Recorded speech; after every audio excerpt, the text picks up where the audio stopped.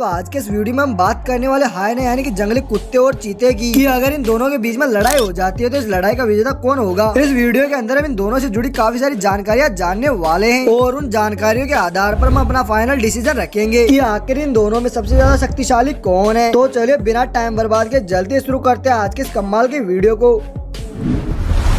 दोस्तों सबसे पहले बात करते हैं हायना की। दोस्तों हायना मुख्य रूप से अफ्रीका के घास के मैदानों में पाए जाते हैं और ये पूरे अफ्रीका महाद्वीप के अंदर मुर्दाखोर के नाम से जाने जाते हैं, क्योंकि असल में दोस्तों इनकी सबसे बड़ी ताकत इनका झुंड होता है और ये काफी बड़े झुंड में रहते हैं और इनके झुंड के अंदर काफी ज्यादा सदस्य हो सकते हैं। कभी कभार तो इनके झुंड के अंदर 100 से भी ज्यादा हायना देखे गए हैं और इसी कारण ये शेर तक को आसानी से टक्कर दे देते हैं। और अगर बात करें हायना की शारीरिक विशेषताओं के बारे में तो हायना वजन के मामले में 80 किलोग्राम तक भारी होते हैं और 2 मीटर लंबे तथा 70 सेंटीमीटर ऊंचे होते हैं। और जब बात आती है इनके जबड़े की ताकत की तो इनका जबड़ा बेहद ही शक्तिशाली होता है और ये अपने मजबूत जबड़ों से सूखी हड्डी तक को आसानी से तोड़ देते हैं, क्योंकि असल में हायना अपने मजबूत जबड़ों से 1100 PSI का दाव फोर्स उत्पन्न करते हैं, जो कि एनिमल किंगडम में काफी ज्यादा माना जाता है। वही बात इनकी रफ्तार की आती है तो हायना दौड़ने में भी काफी ज्यादा आगे होते हैं, क्योंकि हायना की अधिकतम रफ्तार 64 किलोमीटर प्रति घंटा होती है और इसी कारण अपने शिकार को आसानी से दौड़कर पकड़ लेते हैं। दिखने में हायना काफी ज्यादा बदसूरत लगते हैं, क्योंकि इसके आगे वाले पैर बड़े और पीछे वाले पैर काफी ज्यादा छोटे होते हैं और साथ ही हायना के मुंह से बेहद ही गंदी दुर्गंध आती है, जो कि किसी भी जीव के लिए असहनीय होती है। इसीलिए कई जानवर तो इनसे दूरी बनाकर रहना पसंद करते हैं। तो दोस्तों यहाँ पर हमने हायना के बारे में काफी सारी जानकारी ले ली है और अब हम बात करते हैं चीता की। लेकिन उससे पहले अभी तक आपने वीडियो को लाइक नहीं किया तो वीडियो को एक लाइक करिए, चैनल को सब्सक्राइब कर लीजिए।